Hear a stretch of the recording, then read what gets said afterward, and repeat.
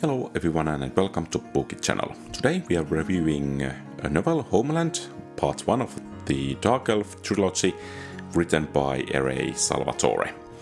And actually I didn't read that book but listened it, so this review is based on that listening version of the book.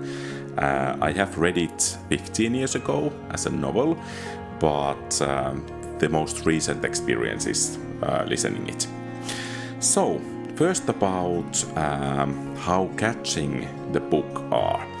And I like the kind of fast-paced action, or rather continuous action, that goes throughout the book. That's clearly a plus for me.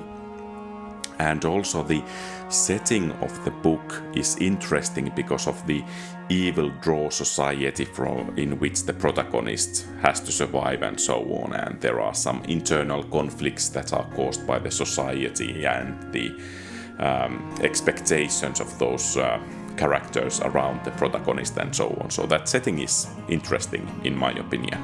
And I think the book was quite catchy because I wanted to start listening part 2 after I finished the first one. So I think, yeah, it's quite catchy in my opinion.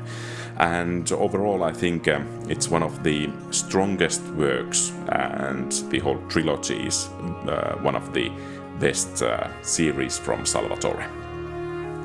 Then about originality of the book. Here as well I think the perspective of an evil race, the Drow Dark Elves, is really nice and kind of goes contrary to the mainstream of kind of basic fantasy novels and so on. So that's a plus for me at least. And also that the pressure and struggle against evil is something different in this kind of setting, which I referred already a bit, compared to those where you have, say, a knight in shining white armor battling against evil dragon and the dragon's minions and so on. So there is not so clear good versus evil setting here, because we don't really know is the protagonist good only compared to the other characters of the story, or is he kind of good overall, and how that goodness or evilness comes about from him and so on. Of course, the whole series is set in Dungeons and Dragons and Forgotten Realms context, so that sets some limits for the writing and originality of the work. So, for example, the spells are kind of... if you have played, for example, some Dungeons and Dragons games, you can most likely identify what spells are used and so on. And perhaps some monsters are also affected by those rule sets and so on. So that kind of limits the originality, but perhaps that's not too bad of an issue for the novel here. About the story, so especially this first part is about growing up.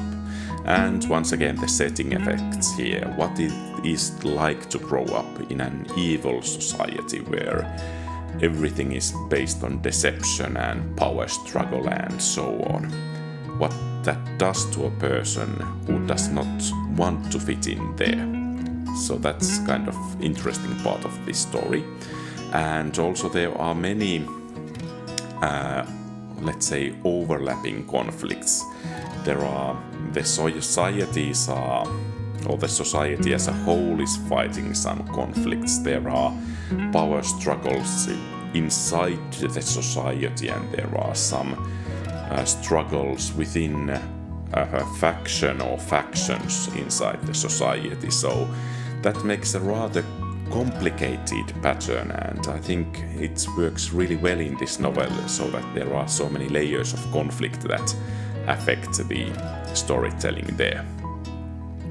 And about the story, I think overall Salvatore's works are rather easy to read or listen, so they do not require too much thinking or pondering when they are being read or listened. Perhaps for some that's a bad thing. For me it's rather neutral. Sometimes I like a bit more, let's say, challenging works, and at some points or sometimes it's nicer to listen or read something kind of easier. So, about 3 things I like in this novel. First one is the location and setting of the story, clearly. That's original one, and that adds quite a bit to the good sides of the book or story. That's really nice. And usually I like growth stories, and this novel is pretty much all about growth. So that's clearly a plus for me. How a youngling or a child becomes an adult and how he begins to find his place. That's not finished in this first book, but it begins there, so it's really nice for me at least. And I also like that the protagonist and the society are in conflict, and this is kind of, since it's on the evil side or dark side of the things, that conflict has some originality, at least for me, and the tensions it creates are kind of interesting. Then there are some things I don't really like in the novel. So, first of all, it's the style.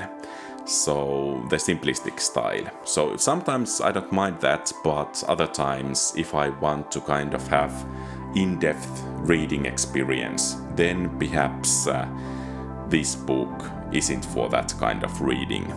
For instance, things are not perhaps shown too well, but instead they are told, and yeah, the style is a bit simplistic, and of course that setting from Dungeons and Dragons and Forgotten Realms set some limits, so perhaps without those limits there could have been chances for a bit more in this book.